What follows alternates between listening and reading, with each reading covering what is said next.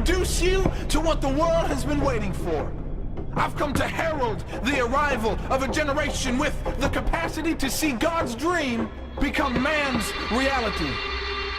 Oh, can you see it? We are the ones who refuse to blend in or fade out. We can't stay hidden in the church, and we won't stay silent in the streets. The time for prophesying a soon-coming generation of world changers has passed. That generation is here if we'll see it, and our time is now if we'll take it. Let me paint you a picture so you know who to look for. We value faith over fortune. We long for presence, not popularity. We'll take the kingdom over comfort, and we trust the gospel more than the government. There is something in our DNA that can't accept the status quo, business as usual, things as they are. We will never fit in the box marked normal. But you know what? We never really wanted to. We've watched our parents and peers give their lives to a cultural system designed for our destruction. So our minds have been made up. We are persuaded and convinced that the freedom Christ promised is the freedom Christ purchased with his blood on that cross. So that cycle of broken people breaking people, it ends with us. With suicide, depression, sexual dysfunction, and substance addiction beckoning and threatening the destiny inside us that cries to be realized, we say no to moral degeneration. We say no to a world that pretends that sin is no big issue, friend. Sin is the only big issue. We say no to the idea of just fitting in to this broken system. The time for change is now. Let the world choose its own path, but let them know that we are the resistance.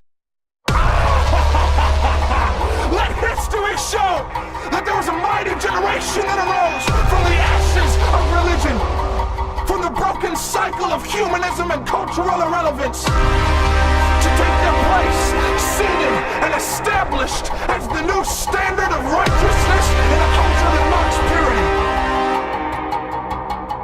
I see a generation that clings to the cross and not the culture.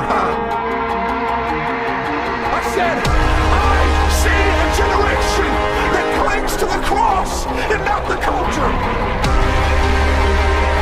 The world is experiencing the revealing of a counterculture, a revolution of men and women with fire in their eyes and hope in their hearts, a peculiar people who love the hurting and proclaim the kingdom without consideration of the cost they might incur. We are social terrorists, shaking the foundations of the kingdom of darkness with radical consecration, public proclamation, and urgent intercession.